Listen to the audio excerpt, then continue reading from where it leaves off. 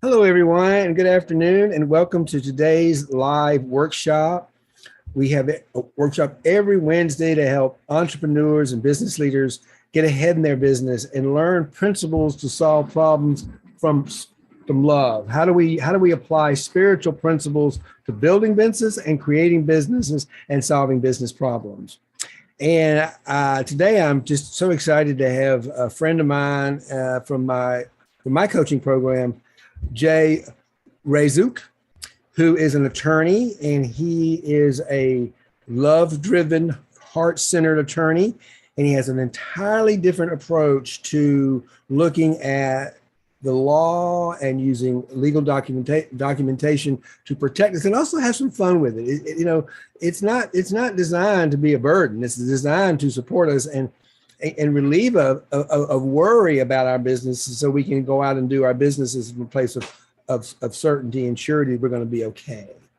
So I just love his whole, it's all about mindset. It's about creating a mindset of not being afraid of the law or not being afraid of the protection, but actually having a love and appreciation for the fact that we can put things in place that can protect us, that don't cost us much money, that don't cost us much time, and really will help you in securing your business. So he's got some tips today to talk to us a little bit about how the legal business sometimes maybe uses some fear in order to, like a lot of businesses do. I certainly was in the wealth management business, and I can tell you that we use fear a lot to get people to buy financial plans. I'm sure lawyers use fear a lot to get people to engage in legal transactions. And we're going to talk about a little different approach. We're going to talk one that works better, and that's called a love-driven approach. We don't need to use fear. But if we approach love, that creative energy that makes things happen, we can have a lot of fun with the law. So, Ray, I'm going to just jump back here for a second and let you talk a little bit about who you are, what you do, what your programs are about, and let you get started with talking to us a little bit about what you want to tell us, and let us know today about how we can approach law and legal issues and compliance and all these kinds of things that scare so many of us from a place of love and gratitude. I mean, first part, I just want to say that's one of the best introductions I've ever had, and it is such a joy to be here, like with you, because we are very much on the same page, and I know you get what I do, so it's really great to be here. I'm looking forward to what we're going to talk about. Yeah, me too, brother. Thank you so much for coming. So I do PowerPoints a little bit differently than some people. I like to have my face there next to the slides so you could see I everything like in one looking at your place. handsome face, brother. So I'm going to be covering three big costly legal mistakes, but you're going to realize this is not fear driven at all. I want to really get you all excited about what we're going to do. Um, and normally I'd start off asking you what you want, what you hope to do and get a background on the group, but maybe we could chat about that a little bit real quick, Martin. Well, you know what I'll do is I'll be your, since it's just the two of us here today, I will be your, we get a lot of people on the replays. I will be your audience. So what I do is I'm a coach, and what I'd like to get out of today is really just want to make sure that I'm not missing anything. There's something that I should be doing from a legal perspective that I could be doing that would protect me, so I don't get bitten in the rear end sometime by just putting my head in the sand and not paying attention. So that would be great to just find out, what what maybe you said about costly mistakes, and often it's just not knowing what you could be doing Mhm. that's going to avoid those costly mistakes. So let me see what you got, and let's see what we hear. But that's exactly what I'd like to talk about. Great. So perfect. So by the end, I want everybody to rethink contracts because I know that's something that we tend to go you about. Sometimes, and there's some good reasons we'll talk about. And I want everybody to be excited about getting legal. Again, Martin gave a great introduction about that, and then have clarity on what could be your next step. So, a little quick about me. I started off as a corporate reform attorney, was that for about 10 years, trying to fix the gigantic Fortune 100 companies. It's funny, worked with some of the similar companies that even you, Martin, worked with. So it's fun to sort of have a shared background there. And my wife and I took off on a journey back in the year 2017, 2018, and just after I left the big law firm, and we started filming a documentary on mental health. We really felt called to this, and I wouldn't have traded this for anything. This is one of the best experiences in my life. It totally changed me, the way I see the world, the way I see God, the way I approach the law, because I realized just how important relationships are in every respect. So relationships, now I see how is fundamental for the law and what the law is trying to achieve and help us with relationships. And we'll get into that today. And then, of course, I am the co-founder of Postponing Legal, and we provide legal templates, legal coaching to online businesses, especially coaches, influencers, mastermind leaders. So I'm really excited to be here. And if you are listening live or even on recording, won't be able to ask questions. But if you are live, ask questions, and please take out notes. Grab a piece of paper, an iPad, whatever it is you're used to take some notes, because I'm going to give you some very, very, very valuable insights. I'm talking about insights that will save you potentially tens of thousands of dollars or hundreds of thousands of dollars. Big money things. And let me just add a comment here. If you're watching the replay, please put your comments and your questions in the comment section, or send me a direct message, and I'll make sure Jay gets it, or Jay might see it himself. But we're both accustomed to doing this in the virtual space, and we know that replays are often watched by more people than who can attend a live workshop at 1 o'clock in the middle of the afternoon. So if that's you, we're here to accommodate you. We want the experience and what you learn to be just as good as if you were here live. So please, if you're hearing something and you want clarification, that's what we're here for. Send us a direct message, or send us a comment in the comment section on the YouTube section, and we will be glad to get back with you with an answer to the question. Okay? Awesome. That's great. Yeah, I mean, definitely Marta and I stay in touch. So he definitely can let me know if you have a question. I will do that. So let's talk about some disclaimers here real quick. So we just entered into the disclaimer zone. I'm not giving legal advice. There's no attorney-client relationship between us, and it's always good to hire your own attorney. And I hope after this you might be a little bit more excited to do that. But first, let's break the ice, break some tension here, and talk about maybe the elephant in the room, which is, does anybody like contracts? And I'm willing to say I myself don't like contracts. So it's okay, you weren't hurt my feelings. Martin, how do you normally feel about contracts? Well, I'm sort of neutral about them, but I like to look at a contract more from the place of an agreement. I like to say, okay, here, two people want to go into business together. And you said something a while ago that I want to just talk about. You said something about relationships. I'm all about the power of relationships. And I think people often enter into contracts before they have the relationship necessary to do that. People go into transactions before they know, like, and trust each other. And therefore, then they have to rely on the legal jargon of a contract to make sure everything works. And I'm going to back up and say, you know what? If you do your due diligence and you really get to know the person you're going to go into business with, then signing an agreement or signing a contract should be something that really just aligns with that relationship and those values. And actually, that's a good setup to actually discussion of what is actually a contract versus an agreement. So I give the example of, my wife, or I might ask my wife, hey, would you like to go on a walk right now? And if she says yes, technically we have an agreement. That's not, we're not saying, that if she says no or backs out, I'm going to take her to court. It's not, nobody's going to say that's legally enforceable.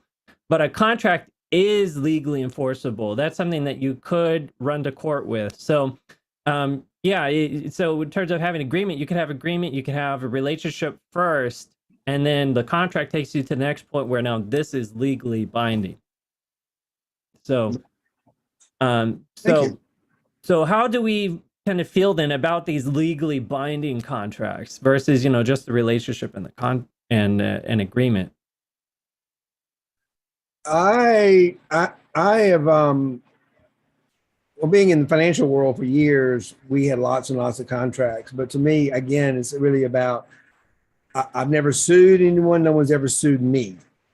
Wow, that And says a lot. I've never had. I remember back when I was in my dark night of the soul, I was I'd gone from being a top producer to being on the edge of bankruptcy within a matter of months, and people were suggesting I declare bankruptcy. Mm. And from a legal perspective, I guess I probably could. I chose not to go that route because I didn't think it would solve the problem. But and I'm glad I didn't because I solved the problem with a spiritual solution versus going to the legal law things that said I could be relieved from certain debts. So, but that's the closest I've ever come to any kind of legal type of suit of any kind of thing that I can think of that was of any significance really. Right. Well, I I like what you said, and maybe we'll come back to some of those things because that's really important. What you said, like never been sued, and taking a different route. So go back to contracts. Why don't we tend to like contracts? I have my list of reasons why I think a lot of people tend not to like them. I mean, first it has the word con in it, right? And that's why we prefer the word agreement. I think sounds a lot better. And then a lot of people often talk about feeling trapped with a contract. You know, not liking that feeling. You can't back out of it. Can't get out. It's also a mysterious thing, right? Nobody understands it. We have often these non-English words in it, or things from the 1300s somehow still being used today. And then there's always this fear that there's this fine print in there that you're missing. There's a term in there that's going to come back to bite you. Or maybe it just doesn't seem warm and fuzzy, right? I mean, just these notions of what all the other person is going to get, and you have to give them, and I don't know. There's a lot of reason not to like it. And then at the end of the day, right, you might feel like you have to go to a lawyer, pay a lot of money to get a contract that will actually protect you. So I totally get it why people don't like contracts, but let's rethink them. Let's approach it differently. Now, I want to first share a story, and this might sound familiar to you, Martin, right? But let's call this Coach Daisy. And I know lots of coaches like you, Martin, and others, really successful coaches, 7 figures, 8 figures.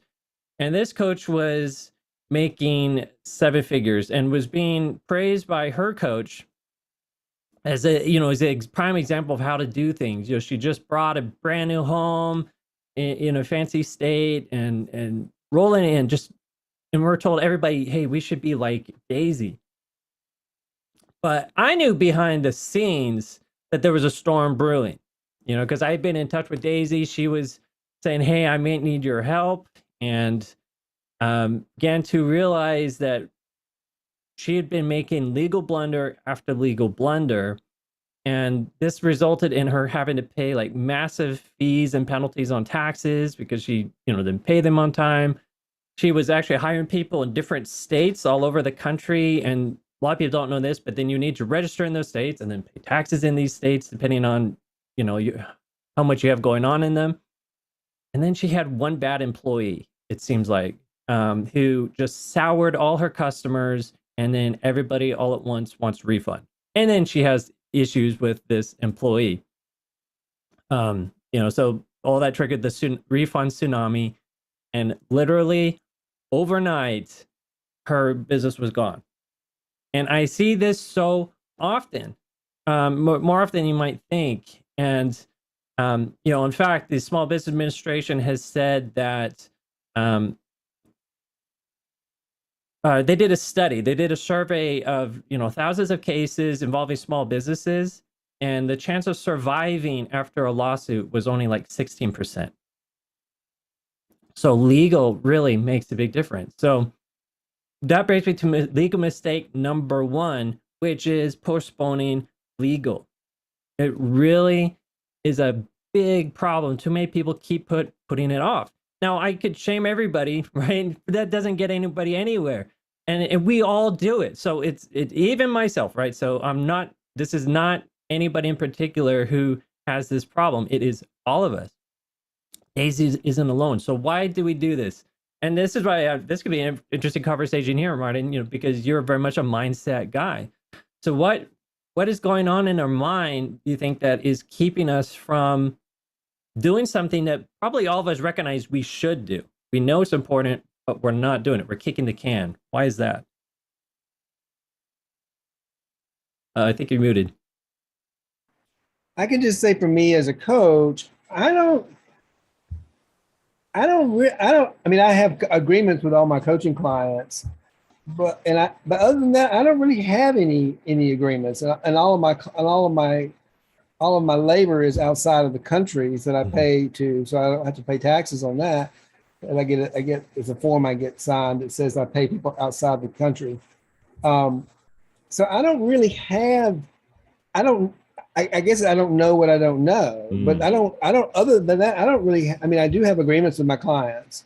I don't have contracts because I'm a coach. And I feel like if people don't, if things aren't working, then we're going to find a mutual way to decide to part friends and move our own ways.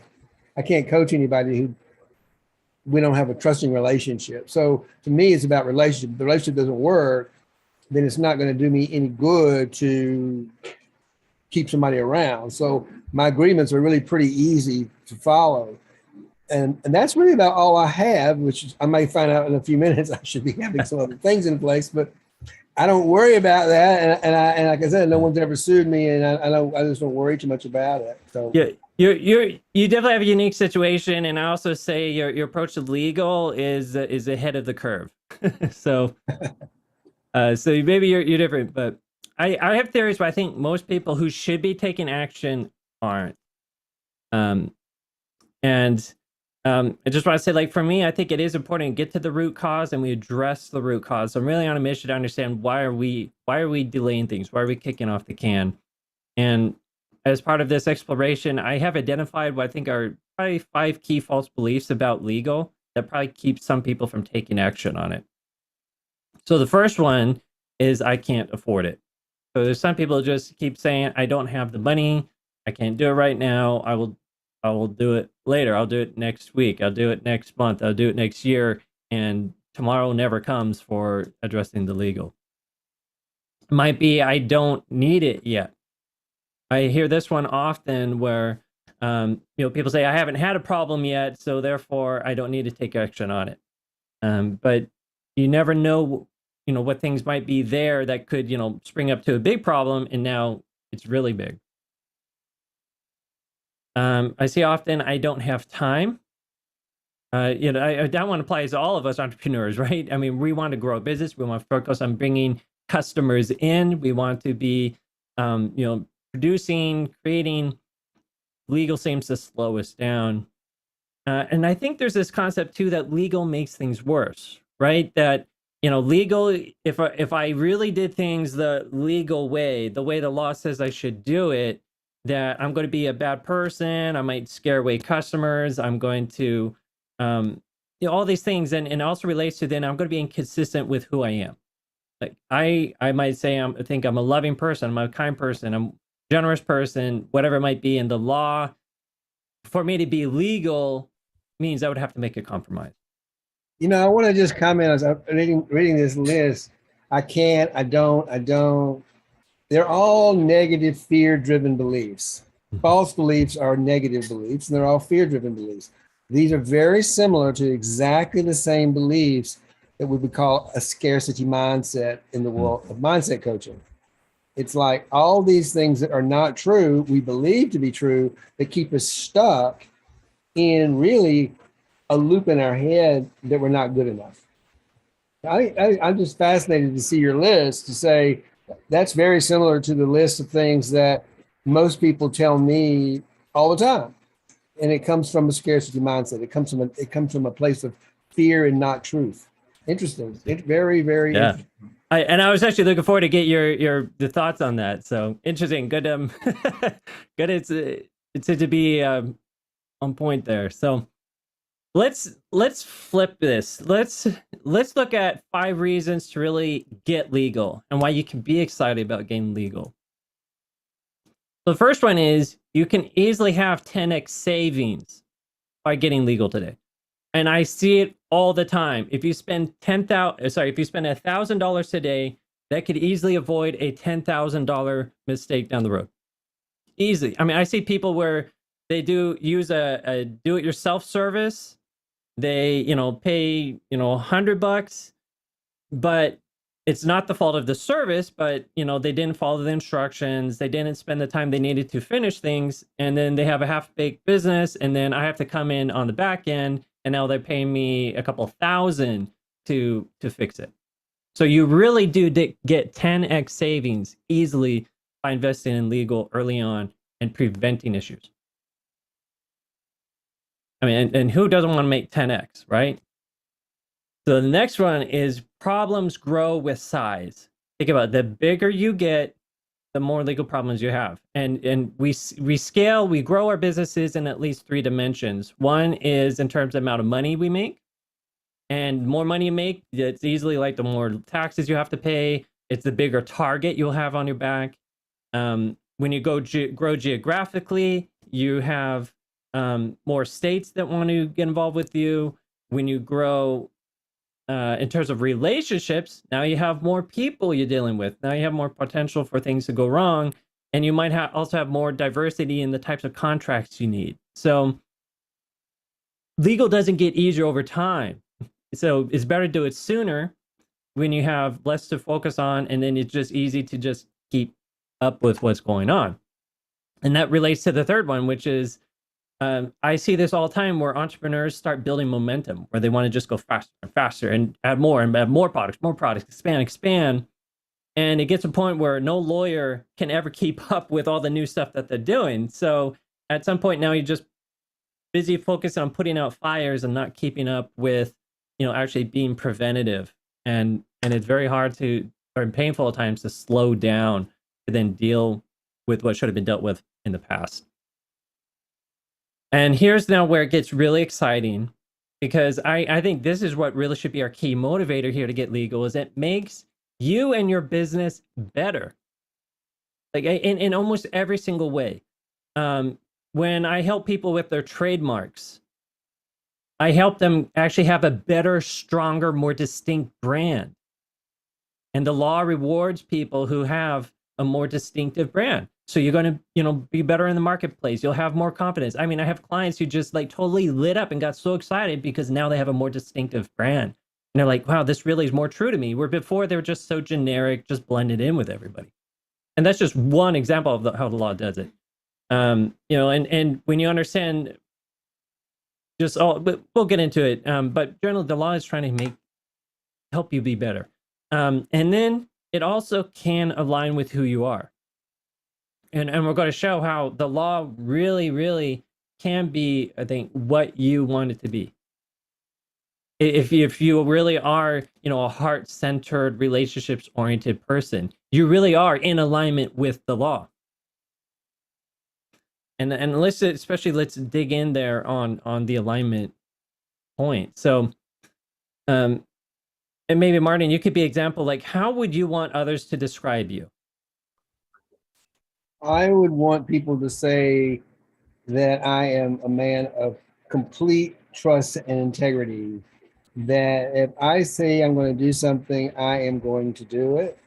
And I am someone that can be well trusted with your secrets. Wow, I love that. I love that.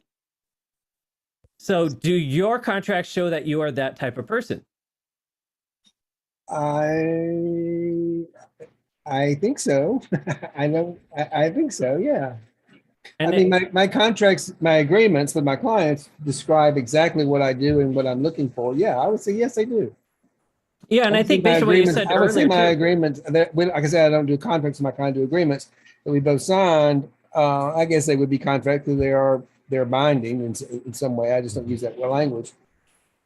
Maybe I should, but so far they're working. And but yeah, I think that I wrote them myself, and they do align with my values and what I want to give them and what I want to get back from them, and what we both agree are what this relationship is supposed to look like. And if it does, and I always have at the very end of it, a very simple caveat to get out of. If for some reason that we find that this is not working for whatever reason, we have a conversation and we decide what's the best next course of action, and we move forward. So it's and I leave it that clear. All I ask is that we get together and have a conversation about what the problem is and why it's not working the way we both want it to, and let's see if we can resolve it.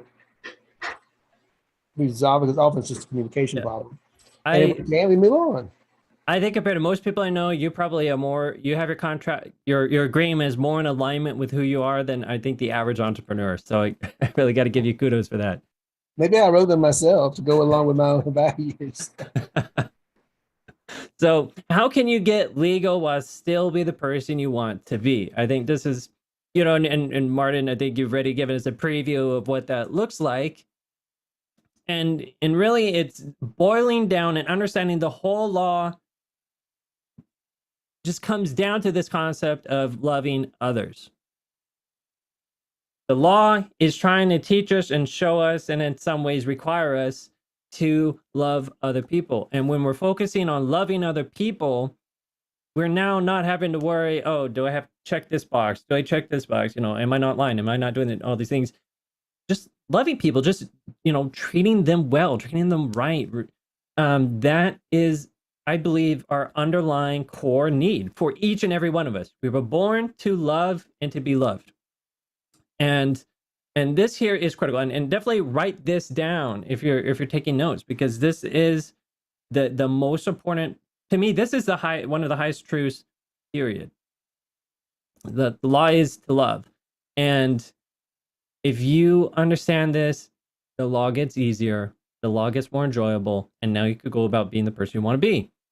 And you realize the law is trying to help you have happier, healthier relationships, because love is all about relationships. And at the core of relationships, and you mentioned it, Martin, I'm so thrilled, is trust. Trust is critical. And when trust is broken, it is very hard to restore a relationship. And how do you have trust? That it's delivering on promises. It's, being honest, being forthright.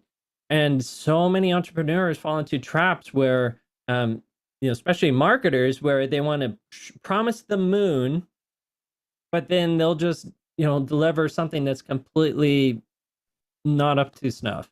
Yeah, let me talk about the idea of trust, because in the real world we live in, we are going to all do things out of a false belief, out of shadow. We're not going to show up when we say we're going to show up, because we're human. We're going to make human error, and we're going to make human mistakes. Now, here's where I think it's interesting is that, when we don't do so, if we don't do something we say we're going to do, we've got to get ourselves back into a trusting relationship. It breaks that trust bond, and we have to get back into trust with that person. And for me, as someone who does facilitation, I have to own how I have stepped out of agreement. I have to own my own mistake. I have to take responsibility for my own actions. Like, oh, I did it today. I missed a call. Oh, I'm so sorry. It's all my fault. I just got caught up something. I completely missed the ball. I dropped the ball on myself. Could we possibly reschedule for tomorrow or the next day? Please don't. I'm excited about meeting you. I just simply missed the ball. And that reestablishes the trust. But what I'm interested in here now is that a lot of people who are in contracts or in legally binding relationships, and they don't do something that maybe they should be doing because they legally are bound to do it.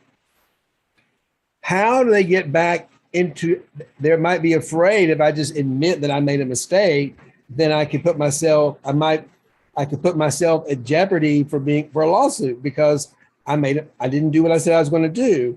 But unless I'm willing, so you've got kind of a stuck place here, unless I'm willing to admit that I made a mistake, that I said the wrong thing, or I did the wrong thing, or I was, whatever it is, we're never going to reestablish that trusting relationship again.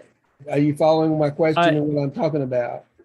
You just you hit the nail on the head there, Martin. Like, that's spot on. And honestly, as a lawyer, I'm a bit I'm not conventional because yeah, the typical lawyer is going to say, yeah, deny everything, make counter accusations, and what happens? The relationship just goes like this. I mean, just totally splits, goes separate ways. Um, I tell, and it doesn't work every time. Every time I'm reading cases, I could see how they ended up in court, and it usually begins with someone does something wrong, they deny it, try to blame the other party, and then things just escalate, and then you have the lawsuit. I tell people, yeah, no, own up, but you could do it in a way that, and a lot of people don't know this, that there's lots of laws, and it might be different in some states, but sometimes just admitting fault or taking, a given apology and trying to help somebody, trying to right the wrong, can be excluded as evidence in a case because the law doesn't want people to be discouraged from doing what's right. So we have an unjustified fear, and this fear of being sued actually then drives us to ruin the relationship that actually leads to the lawsuit. It's the cover up that ends up being worse than the initial crime in a sense. And you're muted. I agree. It is the perpetuation of the crime that makes the crime more difficult. Normally, if you just say, "Hey, you're right. I said I was gonna do this for you, and I did not do it. Let me one own it and do it and get that. And also, just as a way to build some trust, I'd like to give you what I do. I say, let me give you a free copy of my ebook, and maybe that will help. Just let you know that I admit that I was the wrong party here, and I'm going to make good on what I agreed to. But in addition, I want to give you a little token of appreciation to kind of regain my trust with you." Exactly. And so that's so important. I really think the best, I really pick up for a believer, the best legal advice, usually, there's always exceptions, right? But in most cases, it is just treat people, love people. Your love is going to be your best legal protection at the end of the day. Because it's when someone doesn't feel loved that then they say, something doesn't feel right. I should go talk to a lawyer and see if they can figure it out. They don't necessarily know you breached a contract. They don't know if you broke some law. They just deep down feel they weren't treated right. And what is the feeling they have? They didn't feel loved. So I could go on for this. To me, this is such a major thing. We could dive deep on it because it is so important, but you know now. So I've been very blessed to be around a lot of good Christian attorneys, and this one attorney, Phil Hiroshima, he made this statement one day. I heard him at a conference. He said, "All the law comes down to don't lie, don't cheat, don't steal, don't kill." And I didn't really appreciate it at first until I was filming documentary, thinking about relationships, and then it hit me. This is what he meant. All the law, we could just really boil it down to the simple concepts: don't lie, don't cheat, don't steal, don't kill. We have millions of laws on the books, but they're all trying to just get us to do basically these things. And, lying is destructive to relationships, cheating, destructive to relationships, stealing, killing. Like these are all different ways that we damage relationships and hurt people. The law is trying to prevent us from doing that. But if we're doing things where we're building relationships, we're benefiting people, we're being creative rather than destructive, the law will normally be there to back us up. So how many of us feel like many contracts are anti-love? I really think a lot of them are. I mean, I have a friend who, you might know Martin, where he was telling me how he had this great opportunity to work with someone. He was going to make, hundreds of thousands, maybe millions of dollars. It was going to be an extremely valuable contract. But the contract was so one-sided, so much in the favor of the other person. Like no matter what, heads I win, tails I lose. Tails they lose. No, heads they win, tails I lose. They no matter what, they're going to win. And so he walked away from this great deal because the contract was so absolutely one-sided. And I see this all the time when I audit contracts, where I read it and it just screams, I don't trust you. I don't trust you. I know you're going to screw me. And so I have all these different clauses that are going to protect me from you. How is that good for a relationship? Well, it reminded me of a situation where I was back in 1993 when I was looking for a location in Manhattan to open up a cafe, and I found a great location. And it was in an apartment building where the tenants were attorneys, and they lived upstairs, and of this cafe downstairs. It was a beautiful space over in right across out near General Theological Seminary over in the West Chelsea. And they drew up a contract, and I showed it to my attorney. He said, "This is about the nastiest contract I have ever read. I don't care what the contract says. I don't think you want to be in a building working with these two people." That was enough. It was like it was in a contractual relationship that I was to get their mail for them every day. You know, if I was a good neighbor, I would just get their mail. You don't need, but because they had every single thing in the world that I was contractually obligated to do that a good neighbor would do out of love. And because of the wording of that contract, I said, "No way, I don't want." He said, "It's not even worth discussing. I can tell what's on the other side of the person that wrote this. You don't want to be in a relationship with them." I really do believe you could judge people based on their contracts. Now, some people might be ignorant. They might have used someone else's contract. We'll talk about that. But I really do believe when someone has, especially attorneys, have written in that contract, you can tell a lot about them. That's a great example.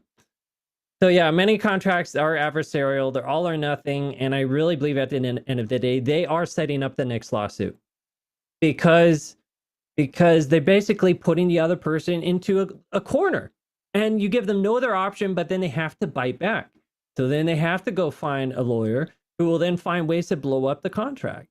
And there's always holes in contracts. There's always circumstances to argue it's not a real contract. So now you're in court spending tons of money because you didn't treat this other person well. Or maybe you're scaring people away. So typical contract could be making you lose business. Because people are realizing, yeah, I don't want to do business with this guy. And then you're setting up unhappy relationships. It's like, why do you want a contract that nobody can get out of? They're unhappy, you're unhappy. Why do you want that? I totally agree with Martin. Have it be more open, talk about it. If you need to part ways, do it. And then think about the unenforceable clauses. So many contracts, I think, end up making themselves unenforceable because they're so one-sided. There are legal doctrines out there that allow a judge to blow up a contract if he thinks it's so lopsided, so one-sided, so unfair that nobody could conscionably enforce it. And yet I see contracts that just scream that. So, and a lot of these contract clauses that people really want, think, oh, I have to have this one. I'm not a smart business person unless I put this in my contract. Those actually are increasingly becoming illegal, believe it or not. A lot of those. So I really think it's time to ditch contracts. I'm with you, Martin. I don't like contracts. So what can we do? I think we really need something that's profit oriented, that's pro relationship, and yet is still going to give us protection the best way. Not protect us in court, but even prevent disputes in the first place. And this is what I call ProActs. Replace contracts with ProActs. And think of a contract as like a vehicle, or an agreement is like a vehicle. But if you put that pro-profit, pro-relationship, preventative framework into a contract, now we have what I call is a ProAct. And then it's going to have the benefits of, I really like them because I have done so much to educate business people on this is how you do this. This is how you do that. Here's all these clauses. Here's what all they mean, and on and on. And at the end of the day, nobody really has time. Nobody, can go to law school and learn it. They're busy running their business. And what's great about the contracts, the ProActs, I should say, is you don't have to learn so much. when something happens, you just consult the document. Oh, okay, this is what I do when this situation arises. So it's there to be your guide. And because it's pro relationships, you're going to look better, you'll feel better, you're going to be more confident to present it to people. And I've heard it. I love hearing clients say, "Oh yeah, this contract has changed my life. People respect me so much more. I'm doing so much more business," and they also feel more confidence to grow their business. Because sometimes, really, I think legal back in our minds might be an anchor slowing us down because we're too worried about getting too successful. So now I want to talk about big legal mistake number 2, and we sort of hinted at it, and this is borrowing someone else's contract. I mean, really, you should tell from what we're talking about, you need to have it reflect you and your values of relationships and things like that. Most contracts out there aren't going to be relationship oriented or pro relationship. And I know tons of people out there, and maybe you do too, Martin, right, who are just picking what their coach is using or finding some, free template out there on the internet. I want to give 5 reasons, though, not to borrow someone else's contract. The first one is, if you're borrowing someone's contract, you're going to be probably afraid to change it. You won't know, if you tweak it here and there, are you going to break it? And really, it is true. I've seen a lot of people when they have done it themselves and, took from this contract and this one and tweaked these things, they actually have broken it in a way that would make it very difficult if it went to court. And also, if something really does need to be changed, though, you might be afraid to do it because, again, you don't know how you might break it. You don't know what you're allowed to do. Why is it the way it is? And that really is point number 2, is you're less likely to know what it means. You didn't go through, the process of deciding, why is this here? Why is it there? Actually, that's point 3. You don't know the why. A lot of people, if they had a template, the template might give them option A, B, and C. And the person who bought the template would have decided, okay, I'll go with option B because this fits what I want. When you use their template, you don't know there was an A and a C. And maybe option A would have been better for you. Also, a lot of contracts now are increasingly out of date. There are lots of new laws that are coming out all the time. Like, for example, in the case of independent contractors, that are even criminalizing law clauses that most people just think, oh, I have to have it, and I'm going to drop it in. Or there's lots of case law too that's like pushing back on a lot of traditional practices, and yet even most attorneys are afraid to change the template. So, for 20 years, 30 years, 50 years, 100 years, attorneys are just using the same stuff, not realizing they need to update it. We need to adjust to the changing times. And even still, they're not good for relationships. Why are we using something that's broken? And 5th, you don't know who the lawyer is that wrote that document. And sometimes it might not even have been reviewed by a lawyer. So, what if that lawyer had no idea what they're doing? They do completely different area of the law and just quickly slap together something. You don't know. So I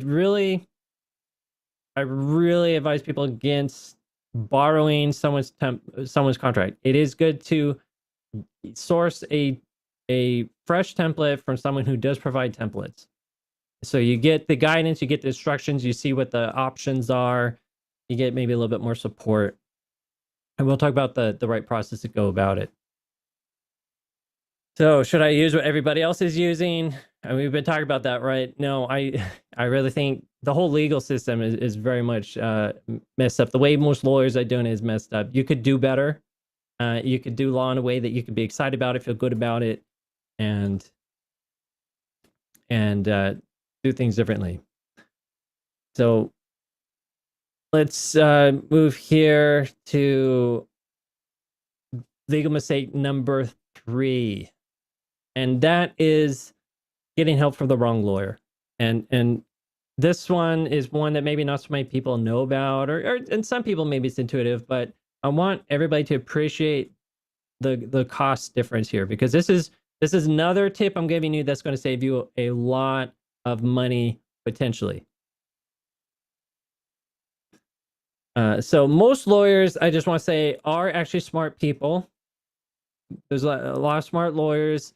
A lot of them, let's say, are generalists. So we go to law school, we take all sorts of diverse classes, criminal law, property law, all sorts of things, and we graduate, and it's not like, okay, now we're specialists in this or that. In fact, while there's only very few actual specialties in the law, so most lawyers technically are going to be generalists. You want to make sure, though, you have someone that knows your field, who understands your industry. And the reason for this is if you go with the wrong person, you're going to pay much higher costs. And I mean much higher costs. I think when a lot of people have complaints about how much they paid in legal, they probably, I should say probably, but often is they went with the wrong lawyer. And the sad thing is, even though you might be paying more, you actually might be getting lower quality work, because you're paying basically for their education. They may have only done something 2 or 3 times. They don't have, mastery of it yet. So they have to take longer doing it. You're paying them for their time, and you're getting not so good of a work back. You're not getting, master level product. And you could be missing key things. They might just not know, oh, this industry works this way. Coaching has its nuances. There's things to watch out for. They might not know that. And I think a telltale sign of this is if you tend to get a lot of generic advice, like, probably best not to do that. It's a sign they probably don't know what they're talking about. Just the attorneys will always just default to, if in doubt, don't do something. So what do you look for in a lawyer? Again, make sure they know your industry. Do they have experience and often work with people like you? Very important. And a good sign that they know your industry and they work with people like you is that they have gotten to the point where they have templatized the work they do for you. And not many lawyers are doing this and have gotten to that point. Just want to let you know we're getting toward the last 7 or 8 minutes, okay? Perfect. We're right on pace.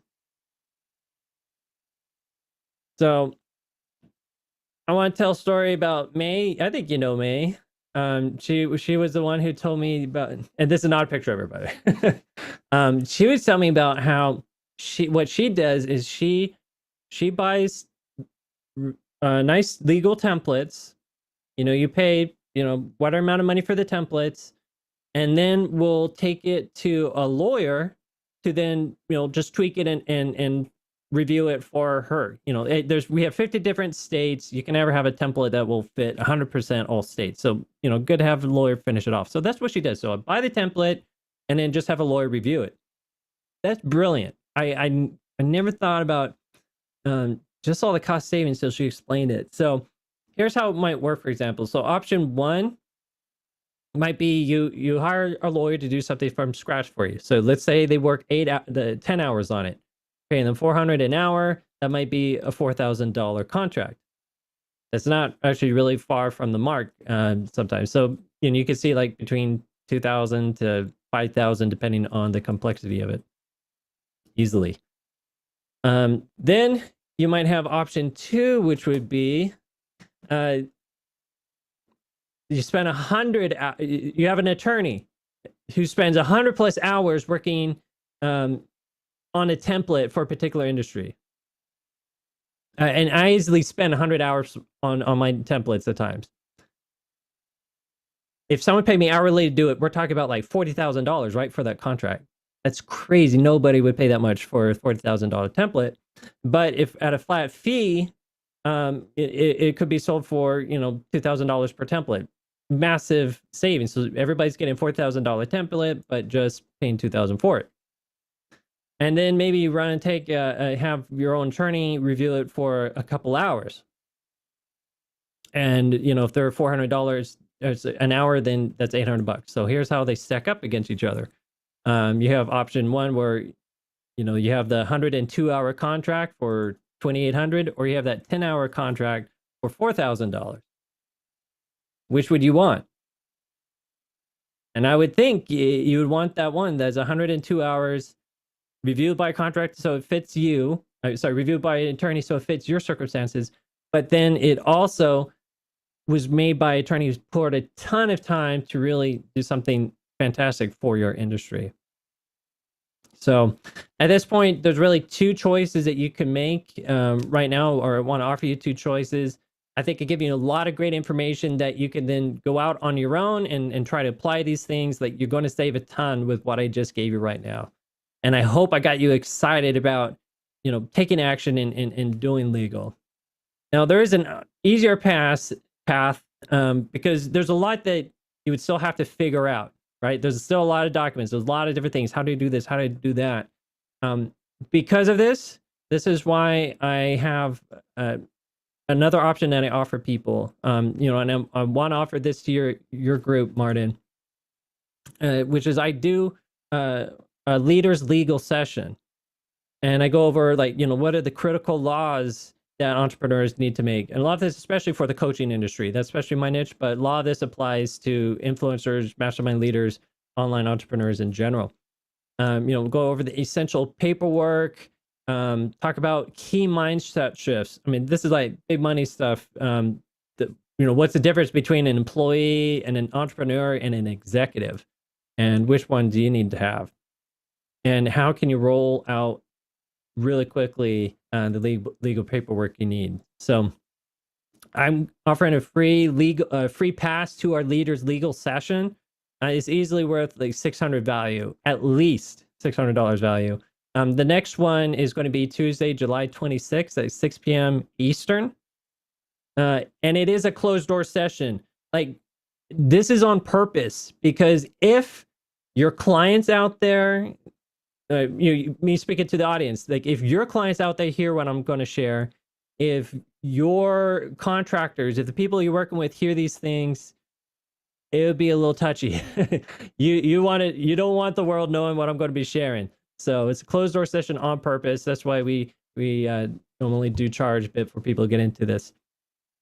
And I'm going to give you the promo code. It's HEART22. And you can just go sign up at www.proscalelegal.com/session. Really going to be a lot of fantastic value here that will take it the next step if you want to hear more. So I really thank you for this opportunity to share about these things. And again, I'd love to answer questions. Martin, did any come in while we did this? Or? No, we didn't get any. It's just me and you today, brother, but We're doing a good job, and people might come in on the replay. And thank you for the offer for that free workshop coming up next Wednesday, or a week from Wednesday, 26th, I believe. And I would, when we post this up, we'll make sure we have all that information posted with the replay so that people can sign up for it. Great, I appreciate it. Because, yeah, really, there's going to be a ton of value there. Yeah, I think that's a great idea. And I think that would be really, really, really helpful to people. So thank you for making that offer. Other than that, is there any other way people should get in touch with you if they want to seek some help from you? I think one of the easiest ways to find me is just I'm on LinkedIn and Facebook. Just look for Jay Razzouk. I should be the only one in the whole world. So it makes it really easy to find me. Or you can email me at j@proscalelegal.com. But messages get missed less if you message me on LinkedIn or Facebook. So. Okay. All righty. I'd love to connect. Okay, let me just see if we can. So thank you everyone for watching.